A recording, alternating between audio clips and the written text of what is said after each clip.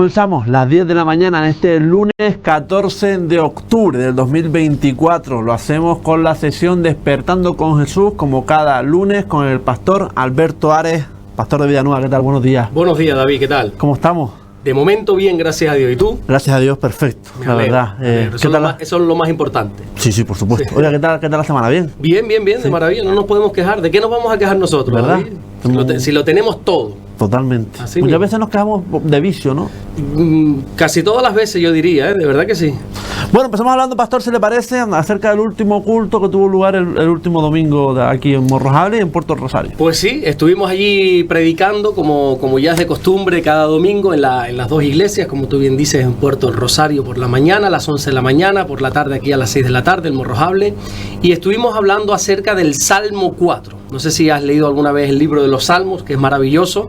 Es el libro más extenso que hay en toda la Biblia, tiene 150 capítulos. Los salmos son alabanzas a Dios que diferentes personas hicieron en diferentes momentos de su vida, y hemos estado hablando en los últimos meses acerca del Salmo 1, el Salmo 2, el Salmo 3, no llevamos ningún orden en particular de tiempo, pero sí me he propuesto pues hablar de los 150 salmos pues a lo largo de los años, ¿no?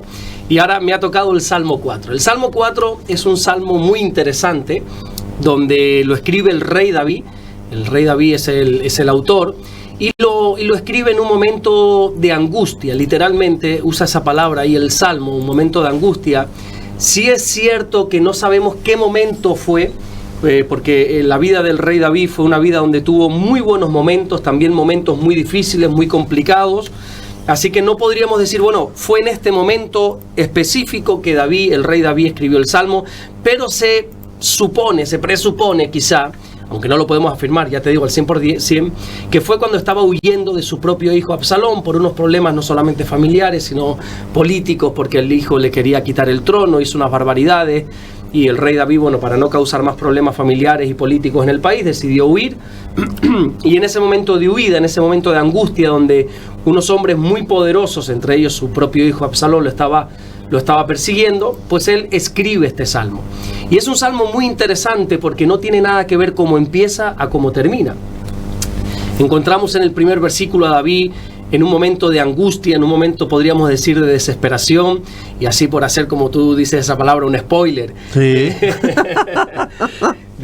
Encontramos a David en el final del salmo totalmente diferente, un David tranquilo, un David confiado en el Señor, un David lleno de paz. Y todo esto sucede porque David, en medio de su angustia, clama a Dios. Comienza el salmo diciendo: respóndeme, oh Dios, cuando yo clamo a ti. En medio de la angustia, tú me diste alivio, tú me hiciste ensanchar, tú eres el Dios de mi justicia. Y decíamos que lo primero que veíamos es que David, aunque estaba en un momento de angustia, toma el mejor camino, que es clamar a Dios. Y recordaba a todos los oyentes que, oye, qué hermoso saber que los cristianos tenemos un lugar donde acudir cuando nos va mal, ¿verdad? Esa esperanza. Y hacía unas preguntas que yo a veces me he hecho de: ¿qué esperanza tiene el que no cree en Dios? ¿En qué se ampara el no creyente cuando tiene malos problemas? ¿Dónde deposita la esperanza? Pero hacía esta pregunta no solamente para que la gente meditara y pensara en esto, sino para ver si alguno me daba una respuesta, porque yo no lo sé. A mí honestamente, yo creo que sería un horror total no ser creyente y ver cómo está el mundo. Un horror total tener un familiar enfermo, o enterrar un familiar, o pasar una crisis del ámbito que sea, y decir: no tengo dónde ampararme, o sea, no tengo una esperanza a la cual agarrarme, ¿verdad? Y decía que qué bueno saber que nosotros sabemos, los creyentes, que nuestro amparo, nuestro auxilio, nuestro socorro viene del Señor. El salmista decía que pondré mis ojos en los montes, porque de ahí vendrá el socorro del Señor, y nosotros sabemos a dónde mirar en los momentos más difíciles. En ese momento donde David decide orar, clamar a Dios en medio de esa angustia, dice algo muy curioso, dice: respóndeme, oh Señor. Ahí en el español no se interpreta bien lo que David está diciendo, pero cuando nos vamos al idioma original, que la semana pasada te hablé que fue en el hebreo, el Antiguo Testamento fue escrito en hebreo, esa palabra respóndeme está mostrando a David demandando una respuesta de Dios urgentemente. No es como diciendo, bueno, respóndeme cuando pueda. Mira, David, te mandé un mensaje, respóndeme.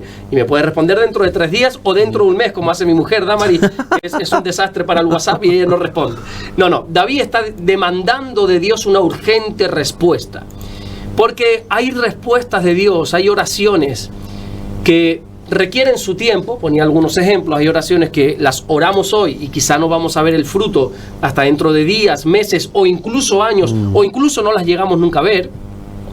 Pero luego hay otras oraciones como esta que Dios debe responder inmediatamente. Pero no es que deba responder inmediatamente porque Dios nos debe algo y está obligado. No. Hacía una aclaración a la iglesia y le decía que que David estaba demandando una respuesta urgente a Dios, pero apelando a la misericordia de Dios. No es que Dios tenga una deuda con nosotros y esté obligado a respondernos. No. Decía: oh Dios de mi justicia, ten misericordia y oye mi oración. Respóndeme por tu misericordia, no porque me debas nada. También decíamos que David se dirige a Dios como el Dios de su justicia, porque en medio de la angustia, David clama a Dios como el Dios de la justicia por dos motivos. Primero, porque sabe que los hombres somos injustos. La Biblia enseña que no hay un solo justo en toda la tierra. Todo ser humano es injusto por naturaleza. Así que cuando estamos en momentos difíciles, en momentos de apuro, tenemos que acudir a Dios, que Él es el Dios de la justicia. Y segundo, decía algo que yo creo que era bastante curioso, que David se refirió a Dios como el Dios de su justicia porque sabía que Él era inocente. Él estaba pidiendo justicia a Dios porque sabía que Él era inocente, o sea, que no era culpable. Y yo ponía el ejemplo de que a veces hay personas que piden justicia a Dios cuando ellos son los culpables. Yo decía: oye, asegúrate bien antes de acercarte al trono de Dios y pedirle: Señor, haz justicia, o acercarte al Dios de la justicia si tú eres el culpable de la angustia que estás viviendo, ¿verdad? Y entonces, bueno, pues así se acerca David ante Dios, pidiéndole que le responda esa petición, que le responda al clamor. Y una vez David ha orado, ya en el versículo 2 nos encontramos a un David totalmente diferente. Entre el versículo 1 y el versículo 2 del Salmo 4 hay un cambio de tonalidad, un cambio de actitud por parte de David tremendo. Veíamos en el versículo 1 a un David afligido, a un David angustiado, a un David que está como pequeño delante de sus enemigos. Pero ya en el versículo 2, después de haber orado, encontramos al rey David enfrentándose a esos enemigos, enfrentándose a esas personas que le habían causado la angustia. Y le decía: oye, ¿qué pasa, hijos de los hombres? Hijo de los hombres hace referencia a personas poderosas, a personas importantes. Entonces se acercaba y dice: ¿qué pasa con ustedes? ¿Hasta cuándo van a seguir así? ¿Hasta cuándo van a estar difamando mi nombre?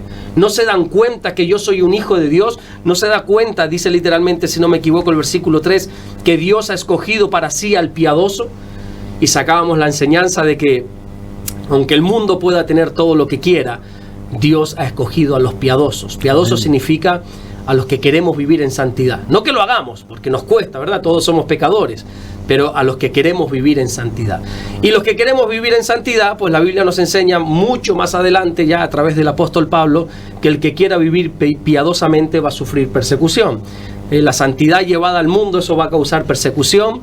Ahora, si Dios mediante, a lo mejor durante la entrevista hablamos de algunos aspectos de este asunto. Y bueno, en definitiva, para no alargar mucho, veíamos cómo David empezaba en angustia, pero a medida que iba orando, no solamente se creció, no solamente tuvo valor para enfrentar a los enemigos, porque la oración nos da valor, la oración nos da valentía para enfrentar los problemas, sino que además es capaz de aconsejarle a estos enemigos y de decirles: oye, dejen de pecar ya, acérquense a Dios, adórenle.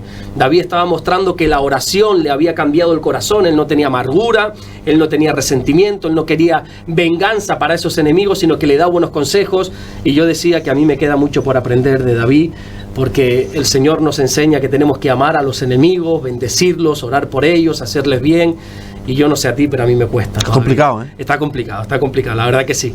Yo decía que a veces me siento más identificado con Jonás que con David, porque Jonás fue un profeta que Dios usó en el Antiguo Testamento. De hecho, hay un libro que lleva su nombre, Jonás, ¿sabes la historia, no? Que se lo traga un pez, y lo devuelve a los 3 días. Bueno, hablaremos de él también. Hablaremos de él también algún día, de Jonás. Muy interesante su historia. Pero Dios le dice: ve a la ciudad de Nínive, a los ninivitas, que era una ciudad de los asirios, que eran enemigos totalmente de los judíos, y le dice: Jonás, vete a los asirios, a los ninivitas, y predícales la palabra. De hecho, le dice: predica contra ellos. Y Jonás dice: yo a Nínive, conmigo no cuente. Y se va en dirección opuesta, porque no quería tener acercamiento con sus enemigos. Y a veces, para mi vergüenza lo digo, a veces yo me comparo más con Jonás que con David. Me cuesta todavía eso de de bendecir al que habla mal de mí, de orar por esas personas, de hacerles bien. Estoy en el camino, pero es verdad que nos cuesta, pero hay que aprender. Y al final, en resumidas cuentas, al final veíamos en el versículo 8, el último versículo del Salmo 4, como David decía: en paz me acostaré y asimismo dormiré, porque solo tú, Señor, me haces vivir confiado. Encontramos a un David que después de orar está tranquilo, está confiado, puede dormir plácidamente aunque esté rodeado de enemigos. ¿Por qué? Porque ya ha echado sus cargas sobre el Señor.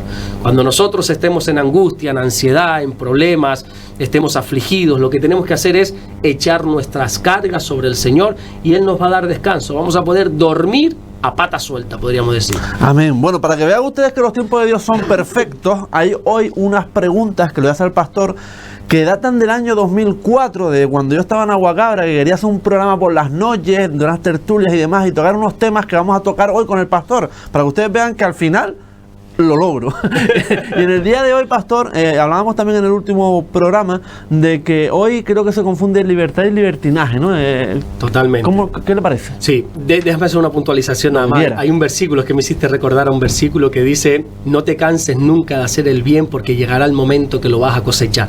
Y fíjate, tú has estado ahí a pico y pala, porque no estás en un lugar que predomina, pienso yo, los locutores, la radio, y has estado ahí a pico y pala, y mira, como tú dices, en el 2004 me preparé algunas preguntas, y hoy, 20 años después. 20 años después, pues fíjate, así sembraste hace tiempo y ahora estás cosechando. Qué bueno. Exactamente. Qué bueno. Gracias al Señor. Gracias a Dios, de verdad que sí. Bueno, efectivamente, somos libres, gracias a Dios. Todo ser humano es libre, entre comillas, ahora vamos a aclarar.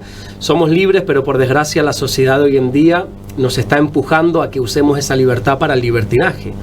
El apóstol Pablo, cuando escribe una carta, si no recuerdo mal, a los Gálatas, a la iglesia que se encuentra en la ciudad de Galacia, le dice: no, a libertad fuisteis llamados. Además se lo recalca en 2 versículos diferentes. A libertad fuisteis llamados. Solamente, dice Pablo, que no uséis esa libertad para libertinaje. Solamente no quiero que usen esa libertad que Dios te ha dado, dice otra versión, para que hagas lo que te dé la gana, que eso es libertinaje al fin y al cabo, hacer lo que te da la gana. La Biblia nos enseña que a libertad hemos sido llamados, ¿verdad? Y nosotros somos libres cuando conocemos la verdad. ¿Sabes ese versículo que dice: y conoceréis la verdad y la verdad os hará libres? Sí. ¿Y qué es la verdad? Para mí personalmente, la verdad, la única verdad absoluta es la palabra de Dios, es Jesucristo, ¿verdad? Jesús dijo: yo soy la verdad, yo soy el camino, la verdad, la vida, nadie va al Padre sino es por mí, yo soy la verdad. A través de Jesús nosotros somos libres. Hay otro versículo que me viene a la mente ahora, que está en Salmo 119, no te sé decir la cita exacta, que dice: andaré en libertad porque busco tus mandamientos. Cuando nosotros buscamos la palabra de Dios somos libres. ¿Qué sucede? Que esa libertad a veces pues la gente la usa para hacer lo que quiere, porque la gente entiende, David, no sé cómo lo ves tú, que la libertad es hacer lo que a uno le da la gana.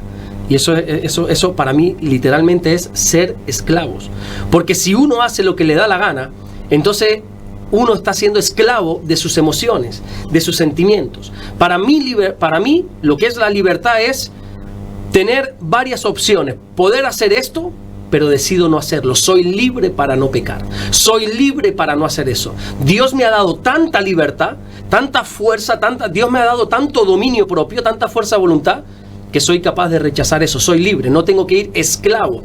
Pablo dice unas palabras que dice que el pecado nos hace ir cautivos a esa ley, ¿verdad? Somos como reos, como presos que estamos encadenados y vamos al pecado. Una persona que me dijo hace ya unos cuantos años atrás, 15 más o menos, si no recuerdo mal, él se medio reía de mí, se medio burlaba, porque me decía: es que tú estás esclavo en la iglesia y estás esclavo ahí, y yo sí que soy libre. Y bueno, te podría contar cómo estaba ese muchachito. Estaba adicto a las drogas, adicto a ciertas cosas, y yo le decía: ¿de qué libertad me estás hablando, hombre? ¿De qué libertad? Si estás esclavo a esa adicción, estás esclavo al mal carácter, estás esclavo a una mentira, estás esclavo al sexo, estás esclavo a tantas y tantas cosas, que gracias a Dios, a mí Dios me ha libertado de eso, ¿verdad? A mí Dios me ha dado la libertad. Entonces, para mí libertad significa hacer lo que la palabra de Dios me manda hacer. Eso para mí es libertad. Me acabas de recordar a un culto en el cual comentabas que las emociones no te dominen.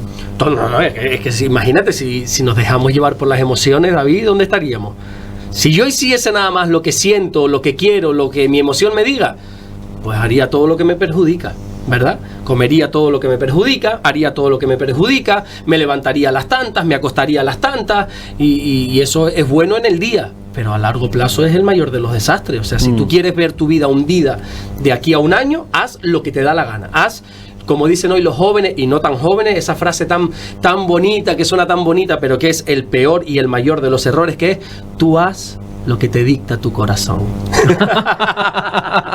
Esa frase que dice: ¿qué te dice tu corazón? Mi corazón me dice que me vaya con este malandro, pero mi cabeza, no le hagas caso a tu corazón, por favor. La Biblia ya enseña en el libro de Jeremías que nuestro corazón es engañoso, es perverso. Es perverso, tenemos aquí dentro algo que es perversidad, y eso se muestra a través de los pensamientos, de los sentimientos, de las emociones. No, las emociones y los sentimientos están para nosotros gobernarlos a ellos, como ellos nos gobiernan a nosotros. Yo he visto gente literalmente perderlo todo por darle rienda suelta a sus emociones, a sus sentimientos. La ira, una ira lo hace perder todo.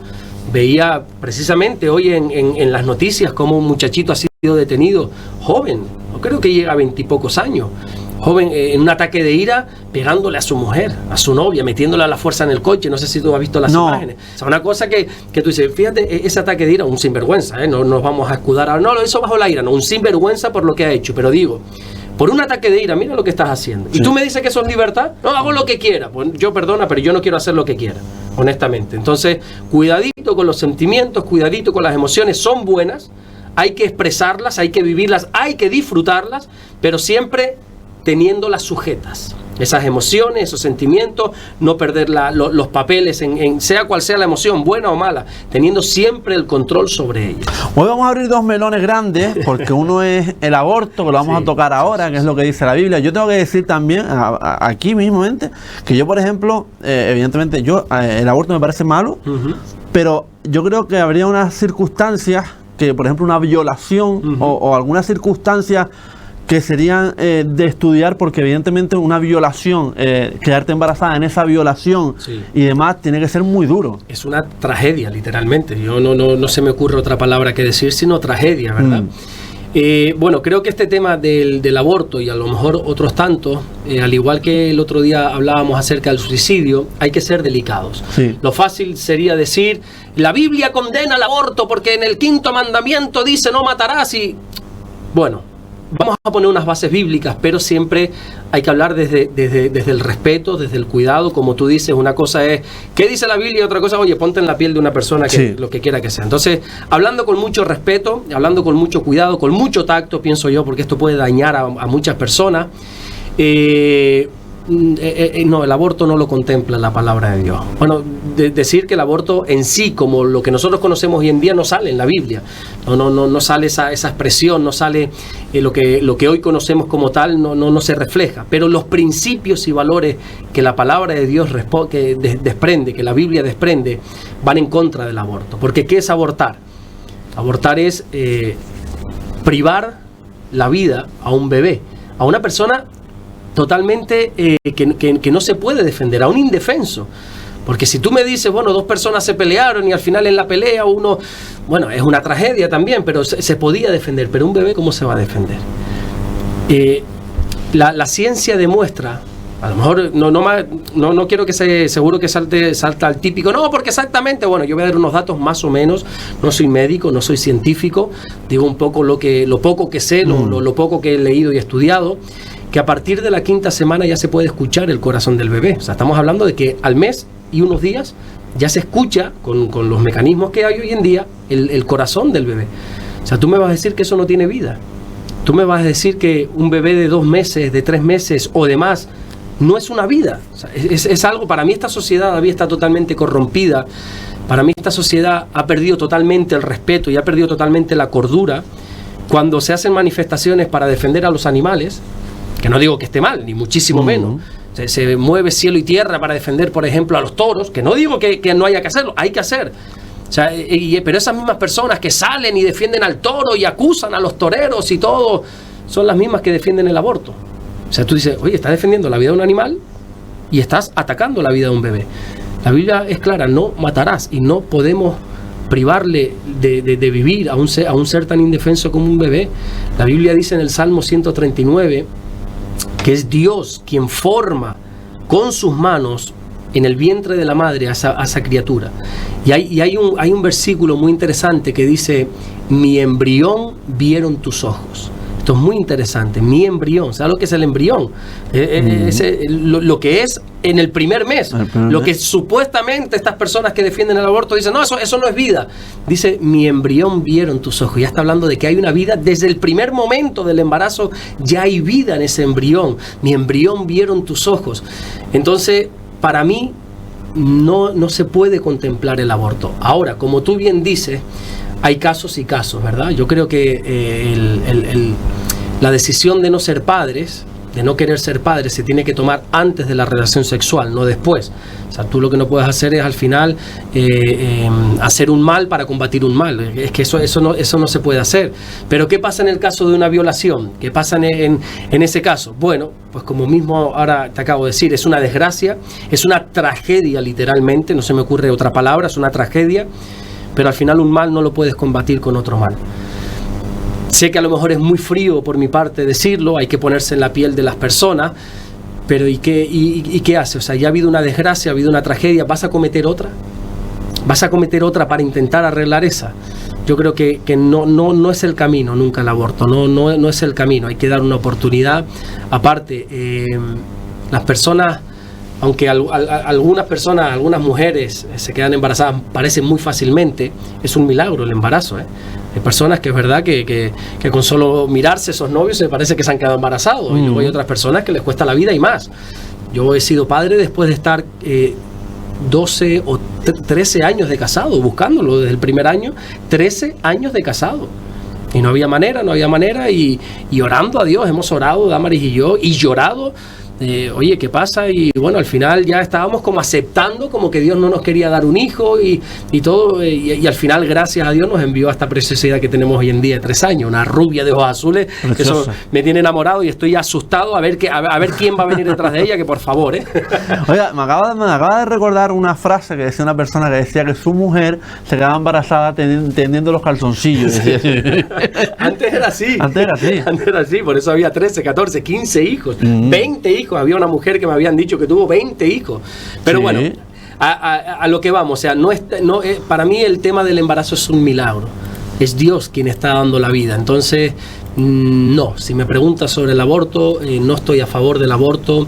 La Biblia no contempla el aborto, en ninguno de los casos no contempla el aborto, y sé que hay temas muy extremos como el que tú has citado en la violación, pero vuelvo y repito, la Biblia dice que el mal solo se puede vencer con el bien, nunca con el mal, porque también te digo una cosa, uno defiende el aborto, uno hace toda esta apología del aborto y todo eso, pero las consecuencias después son tremendas, son terribles, sobre todo para la mujer. La conciencia de la mujer es una conciencia que le está acusando, aunque esté a favor del aborto. La mujer sabe lo que ha hecho y después le cambia su conciencia totalmente. Es algo muy triste este asunto.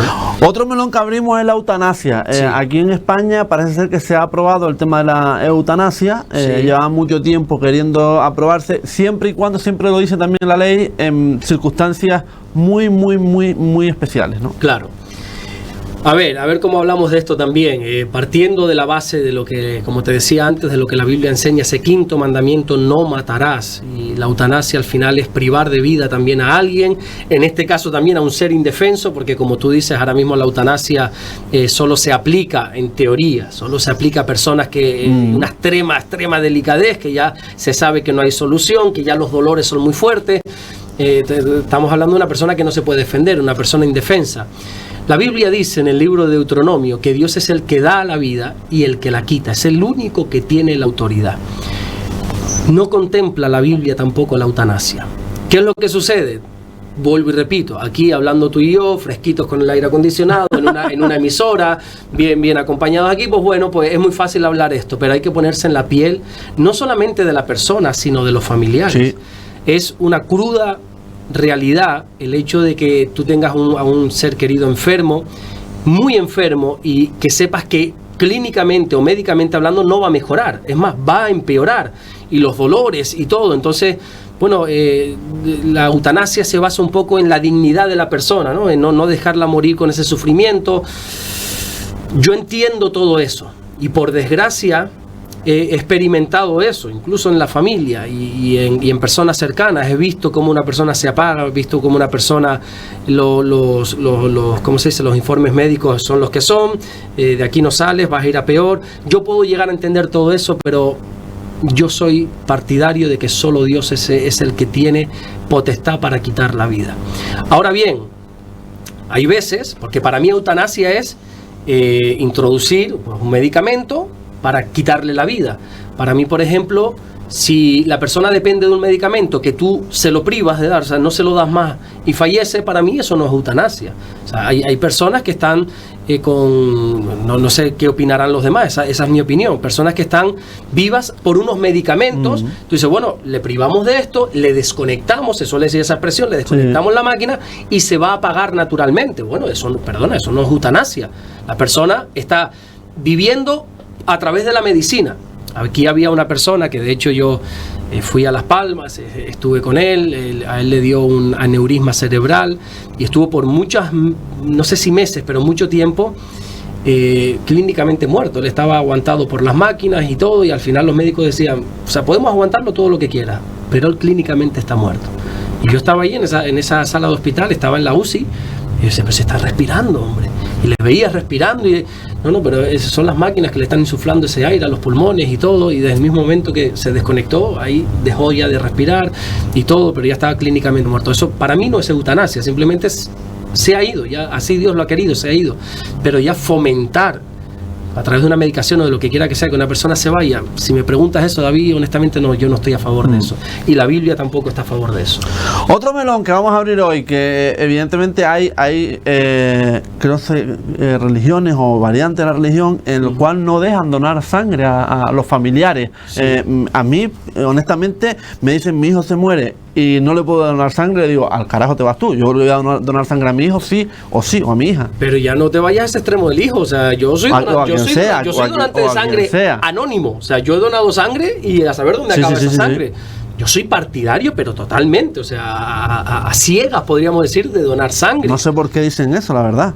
Tiene unas razones, eso es más bien el tema de los testigos de Jehová, por lo menos son los más conocidos que han fomentado esto, no solamente el tema de donar, sino que tampoco quieren una transfusión para ellos mismos, ¿verdad?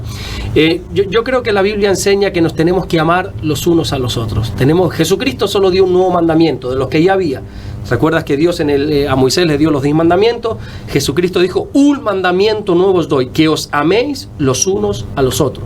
Entonces, si tú le niegas una transfusión de sangre a una persona que la necesita, perdona que te diga, no estás cumpliendo con ese mandamiento. Así que no me vengas a decir que esto lo estoy haciendo en nombre de Dios, porque Dios no tolera la transfusión. Bueno, hay un mandamiento que dice que nos amemos, ¿verdad? Y no hay mayor amor que dar la vida el uno por el otro. Entonces, si algo de mí te puede ayudar a ti, ¿cómo no lo voy a hacer, hombre?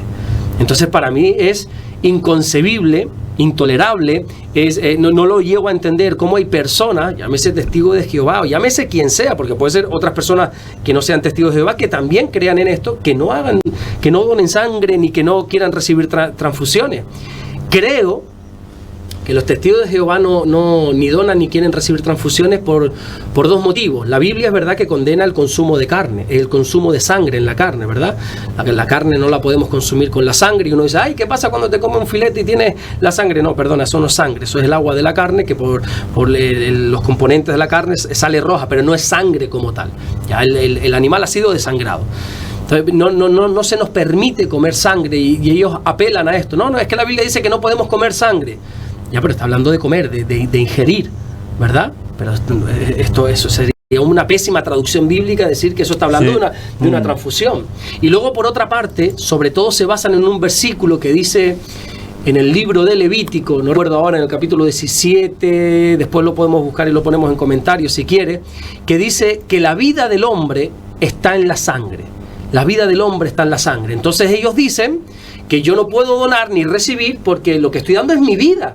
Entonces estoy poniendo mi vida en la tuya y o sea, es un error tan grande, bíblicamente hablando, eso que están intentando traducir así o interpretar así, porque antes te decía otro versículo que Jesús dijo, no hay mayor amor que dar la vida el uno por el otro, que el dar la vida por su amigo, dijo Jesús. Así que si tú consideras que la vida está en la sangre, no hay mayor amor que dar la vida. Entrega tu sangre. Si es lo que hizo Jesús al final. Jesús, ¿cómo nos salvó de nuestros pecados? ¿Cómo nos perdonó? ¿Cómo nos salva una eternidad preciosa con Él? A través de su sangre. Entonces, para mí no tiene ni pies ni cabeza, honestamente. Gracias a Dios, si no me equivoco, por lo menos en cuanto a menores se refiere, tú ya puedes ser testigo de Jehová, puedes oponerte, puedes decir, mi hijo no va a recibir, que un médico está por encima de ti, y él firma que sí, y la recibe, siendo menor de edad. Ya el mayor, como tiene decisión propia, no, pero si tú vas, como tú dices, no, mi hijo necesita una transfusión, y tú dices, no, yo no, porque no creo en eso, y te dice el médico, vale, ok, David, por detrás tuya firma la autorización y se le pone. O sea, eso era, yo creo que era antes. Es un desastre. Yo pienso que eso es un desastre y un error totalmente. Es un error garrafal eso. Hoy es un programa un poco especial, sinceramente, porque estamos tratando temas que la verdad eran para tratar. Y la semana anterior hablamos de la Semana Santa, pastor. Sí.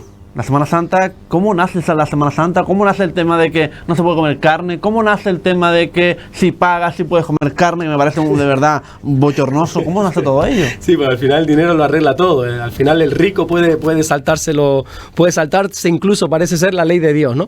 Bueno, la Semana Santa yo creo que todos sabemos lo que es. Son esos días donde recordamos la pasión de Cristo, la pasión de Jesús, esos días previos a su muerte, esa agonía, esa crucifixión, ¿verdad? Y esa muerte. Pero sobre todo recordamos la resurrección, lo que se conoce como el domingo, ¿verdad? Ese domingo, el domingo de resurrección y todo. Bueno, está bien eso, pero al final yo creo que el Señor no quiere una Semana Santa, ni mucho menos. El Señor quiere una vida santa, porque al final nosotros estamos, hablo de nosotros, digo la cultura, la sociedad, se mete en una dinámica de celebrar la Semana Santa, pero el resto del año, las 51 semanas restantes del año, oye, ¿qué tipo de vida lleva? Yo creo que al Señor, mirando arriba de los cielos, no sé si se ríe, se enfada o se queda patidifuso diciendo, pero ¿qué estás haciendo yendo a procesiones, haciendo que eres un santo si el resto del año eres un sinvergüenza, ¿verdad? Sí. O no un sinvergüenza, pero ni te acuerdas de mí, no te ha venido nunca el pensamiento y ahora quieres redimir todo ese tiempo acercándote a través de una procesión o no comiendo sangre o lo que quieras, no comiendo carne.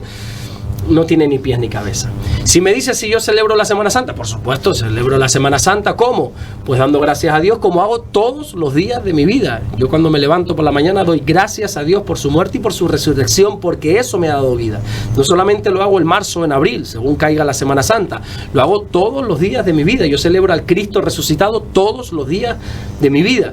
¿Está mal celebrar la Semana Santa? No, usted celebre lo que usted quiera. Lo que está mal para mí es esa contradicción de intentar tener unos días santos y otros días no tan santos. Lo de no comer carne, eso viene por como haciéndose, siendo compasivos con la muerte de Jesús para privarse de ciertas cosas como Él se privó, pero al final también es un acto de hipocresía, yo creo, ¿no? Y como tú dices, eso se conoce lo de pagar... la gula. La bula, pero con B, la bula, sí, la bula era pagar, que ya si no me equivoco, eso sí es un bulo, porque eso ya no se está haciendo hoy en día, creo, a lo mejor me estoy equivocando, pero creo que ya no es así. Eso era décadas atrás, hace unos cuantos años atrás, cuando sí, una persona con dinero podía pagar y podía comer carne. Explicación teológica, ninguna. Explicación bíblica, ninguna. No tiene ninguna base bíblica, ni comer ni no comer sangre, y mucho menos el pagar, no tiene ninguna base bíblica. ¿De dónde nace? Lo siento mucho decirle, del negocio de la iglesia. La iglesia era una gran fortuna que le entraba por la Semana Santa, ¿verdad? El tema de pagar y todo este tipo de cosas. Entonces, bueno, no tiene ni pies ni cabeza. Como anécdota, simplemente para decir alguna anécdota, que creo que ya te la he dicho, a lo mejor aburro porque repito las cosas.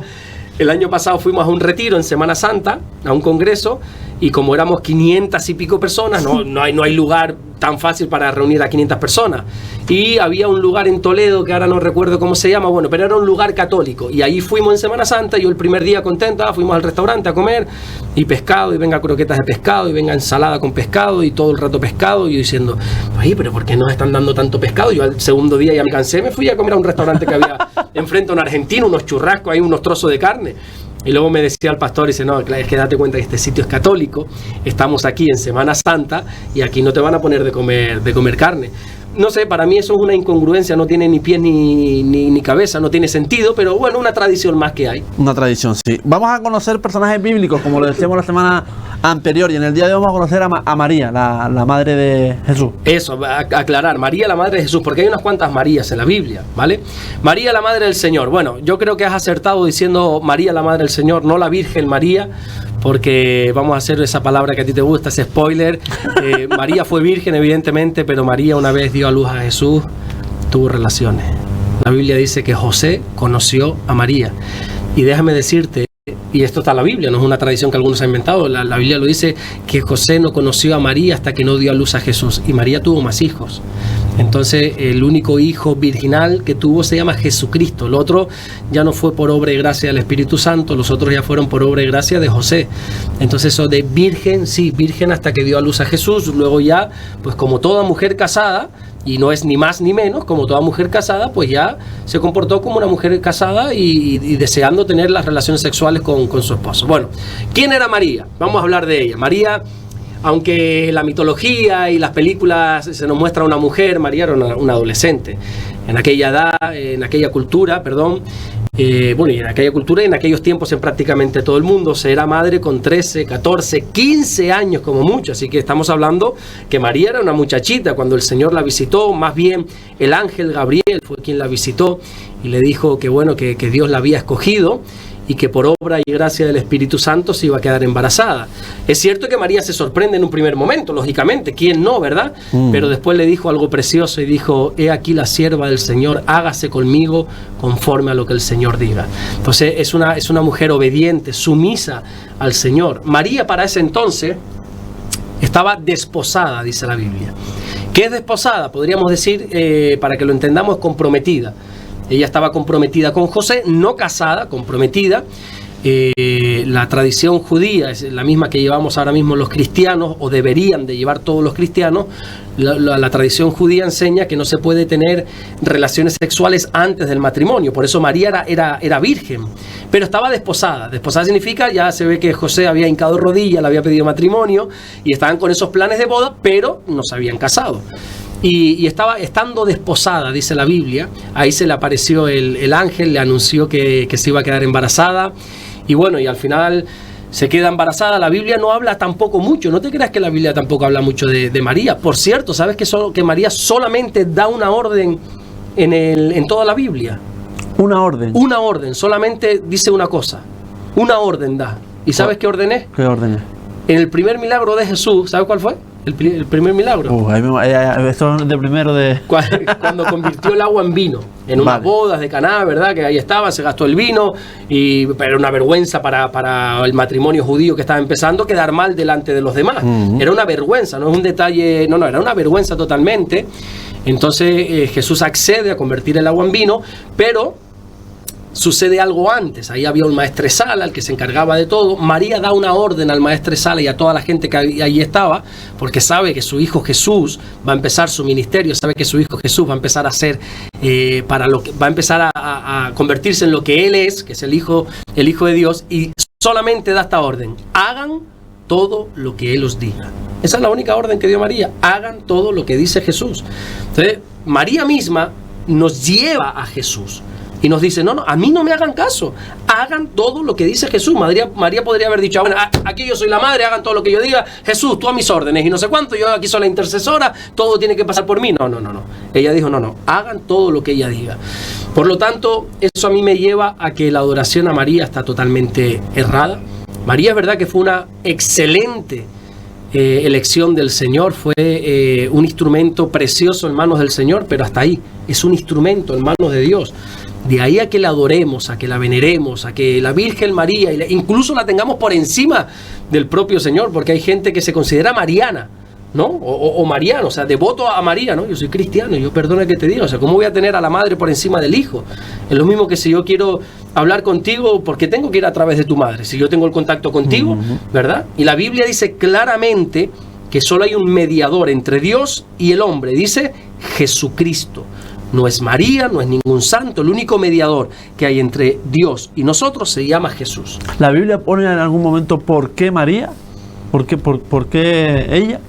¿Por qué Dios la escogió? Sí. No, pero ya te digo, vemos cómo ella fue obediente, cómo ella cuando recibió esa noticia, sí es verdad que ella dijo: ¿cómo va a ser esto? ¿Cómo va a ser? O sea, asombrada, asustada a la vez, pero aún así decidió tirar para adelante, sabiendo que tendría unas consecuencias tremendas. No era fácil porque la gente sabía que no estaba casada. Cuando la viese embarazada, la gente ahí era muy cruel, la iban a repudiar. No es como ahora, tú ves una persona embarazada y sabes que no está casada, es que ni dice, uy, eso era quizás hace unas décadas atrás, ¿verdad? Ay, mira, y se casó y no estaba, o cuando se casaba embarazada se decía, te casaste de penalti. Te casaste de penalti, era como un escándalo, ¿verdad? Sí, y hace 3-4 décadas aquí en España, cuando una muchacha se quedaba embarazada fuera del matrimonio, se la enviaba afuera. Sí. ¿Dónde está tu hija? No, se fue a estudiar fuera. No, mentira, fue a pasar el embarazo a Inglaterra o a Francia o a otro lugar, y cuando tenga la criatura viene y ya se inventa, no, ya se casó, ya no. Porque era como una vergüenza. Pero en aquel entonces era una vergüenza intolerable ese asunto. Tanto es así que cuando María llega, no sé si recuerdas, a Belén, a punto de dar a luz, y eso no la quisieron recibir, porque como José era de allí, tenía la familia por allí, y le dijeron, no, es una repudiada, yo no quiero saber de esta mujer. Entonces, ¿por qué la escoge? Porque ella fue obediente, ella se atrevió a decirle que sí al Señor, a pesar de ser de que iba a tener unas consecuencias graves. Bueno, tenemos doble ración de personajes bíblicos, y es que si conocemos a María, también creo que hay que conocer a José el carpintero. José el carpintero, exactamente. Carpintero, que para nosotros carpintero es el que trabaja la madera, y así es. Pero carpintero en aquel entonces trabajaba la piedra, trabajaba la madera, trabajaba, trabajaba los bloques, o sea, todo lo que tiene que ver con la construcción. O sea, no nos enfoquemos solo en la madera, exactamente. Se le conocía así el carpintero. De hecho, a Jesús, en alguna ocasión en los evangelios, se le conoce como el hijo del carpintero, pero hablando despotamente, el hijo del carpintero. ¿Quién era José? José era un hombre que la Biblia lo presenta como muy reservado. De hecho, no hay ni una sola palabra de José en toda la Biblia. No habla. Es un hombre de acción, no de palabras. Es un hombre de acción porque, a pesar de que, vuelvo y repito, no habla, por lo menos la Biblia no registra ninguna palabra, sí es verdad que la Biblia lo presenta como un hombre justo, un hombre temeroso de Dios. Tenía intimidad con Dios porque Dios, ¿sabes cómo le hablaba? A través de sueños. Y era tan bueno José, que claro, nosotros conocemos la historia, sabemos que es real, que María se quedó embarazada del Espíritu Santo, pero David, tú imagínate que tú no tienes relaciones con tu novia y ahora tu novia se presenta delante de ti, no, estoy embarazada. ¿De qué? ¿De quién? No, del Espíritu Santo. ¿Qué es lo primero que piensa, honestamente? Sí, claro, que me engañó. Que te engañó, así que claro. Vulgarmente que te puso los cuernos, ¿verdad? Como todo hombre, yo me imagino que a José le vino ese pensamiento, y así mismo él dice, esta mujer me está engañando, y ya no es que me esté engañando, es que me quiere hacer pasar por tonto, porque si por lo menos viene y me mira, tuve un desliz y tuve una relación con otra persona, pues bueno, pues no sé si perdonarte o no, pero no me hagas pasar por tonto y me diga que Dios me ha dejado embarazado, o sea, que qué locura es esa. Pero él dice, si yo dejo a María, si yo digo la verdad, a María la van a repudiar de tal manera que María no levanta cabeza el resto de su vida. Y entonces dice que él la quiso dejar secretamente. O sea, él quería huir. ¿Para qué? Para que cuando viesen a María embarazada y pregunten, José no está, que es sinvergüenza. José abusó de María y José fue el malo y huyó y se fue. Él quería quedar como el malo. La quiso dejar secretamente. Pero en sueños Dios le habla y le dice a José en sueño, no hagas eso, no temas en recibir a María, porque lo que ella tiene en su vientre es del Espíritu Santo, viene de mí, no temas. Después le habla también a través de sueños que se tienen que ir hacia Egipto por el tema de Herodes. No sé si recuerdas que Herodes quería matar a todos los niños menores de 2 años. Luego, cuando muere Herodes, una vez más Dios le habla a través de sueños, ya puedes volver a Israel. O sea, era un hombre de acción, un hombre obediente. Se habla muy poquito de José. De hecho, la última vez que se habla de él fue cuando Jesús tenía 12 años de edad. Cuando Jesús está en el ministerio ni se le nombra. No sabemos, lo más normal, lo que se presupone es que ya José había muerto para ese entonces. La última vez que se le nombra es con 12 años. Y ¿sabes por qué, por cierto, a los José se le llaman Pepe, ¿no? ¿Tienes idea de esto? No. Porque José era el padre putativo de Jesús, no era el padre biológico. Padre putativo se comportó como un padre, pero no era el padre biológico. Padre putativo, P. De ahí viene que a los Josés se le llame Pepe. Ese es el principal motivo. Y de resto poco más, David. No se habla mucho más acerca de este personaje en la Biblia. Algún chismoso preguntaba, oye, ¿qué fue de la carpintería? Sí.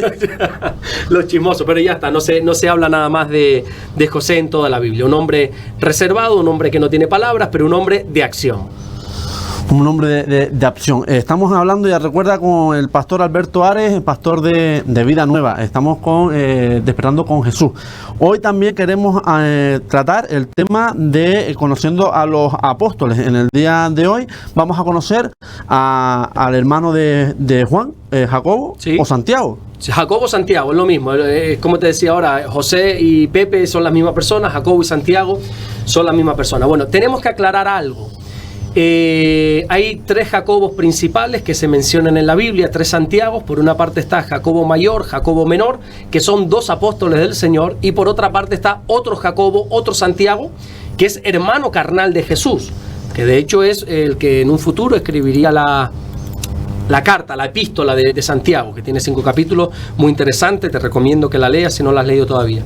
Bueno, ¿quién era Jacobo? Jacobo el mayor, pues como tú bien has dicho, era el hermano de Juan, que ya hablamos de él la semana pasada, hijo de un tal Zebedeo. Jacobo se dedicaba a la pesca antes de que el Señor lo llamase. Por cierto, el Señor lo llamó de los primeritos. En la Biblia nos enseña cómo Jesús se acercó primero a Pedro, a su hermano Andrés, y luego inmediatamente se acercó a Juan y a Jacobo. Primero nombra a Jacobo, luego nombra a Juan por edad. Y Jacobo es uno de los primeros discípulos en ser llamado, de los más cercanos de Jesús. Sabes que Jesús, aunque conocemos como los 12 discípulos, no, Jesús tuvo cantidad de discípulos. En una ocasión en los evangelios se habla de 70 discípulos incluso, pero tenía su grupo, su equipo, que era los 12 discípulos. Pero entre esos 12, él tenía lo que se conoce en teología, por así decirlo, como el grupo íntimo, el grupo más cercano de Jesús, que eran 3, que era Pedro, Juan y Jacobo, precisamente. Estuvieron en los momentos más cruciales de la vida del Señor. Jacobo no escribió ningún libro, ningún testamento, ninguna epístola, no fue como otros apóstoles que sí dejaron escritos, ¿no? Este hombre no. Y como curiosidad, podríamos decir de él, porque tampoco se habla mucho de él, fíjate, pero como curiosidad, fue el primer apóstol que murió. Fue el primer apóstol que murió como mártir. El otro día dije esto, hace unas semanas atrás dije esto en una predicación, y una persona me quiso corregir por el canal de YouTube. Me puso, no, el primer mártir fue Esteban. Sí, yo eso lo sé, pero Esteban no era apóstol, Esteban era un diácono, era un creyente. Yo quiero decir que el primer apóstol que murió, el primer apóstol que murió como mártir fue Jacobo. ¿Cómo murió? Porque Herodes Agripa I, para quedar bien con los judíos, pues empezó a arrestar a todos los creyentes, a todos los cristianos, y primero mató a Jacobo, luego quiso hacer lo mismo con Pedro, pero un ángel lo liberó. Y bueno, en definitiva, fue uno de los primeros que murió. Y dice después la tradición, que por cierto, no tiene ninguna base bíblica, David, por favor, entiendan esto todo, porque al final vivimos de tradiciones y no sabemos ni de dónde ha salido. Dicen que el cuerpo de Santiago, de Jacobo, fue enviado al norte de España, allí a Galicia, y está enterrado en Galicia, y de ahí viene el famoso camino de Santiago, y que ahí están los restos de Santiago. Y no sé si le voy a quitar la ilusión a alguno, pero eso es un error totalmente. Eso no tiene ni pies ni cabeza, no tiene sustento bíblico, no tiene mucha coherencia, la verdad, porque en aquel entonces si morías te enterraban por la zona. Pero bueno, la ilusión así es de la gente y se hace el camino de Santiago y todo eso, pero no tiene nada que ver, de verdad. Bien, estamos también ya en tiempo de preguntas y respuestas. Pastor Fabiola Alava-Y4B nos pregunta, ya me contestó el comentario, pregunto, ¿y cómo hace uno mismo para perdonarse? Quiero tener paz, ayúdeme por favor. Pues aceptar el perdón de Dios. O sea, al final, como en todos los aspectos de nuestra vida, nosotros tenemos que recibir la voluntad de Dios por encima de la nuestra. Y también aquí está el tema del perdón. Dios, por alguna razón, ha decidido en su amor y en su misericordia perdonarnos. Así que si Dios quiere eso para nosotros, nosotros tenemos que recibirlo. Lo que pasa que, como te decía la semana pasada, tenemos que batallar mucho con la mente. La mente es un campo de batalla tremendo.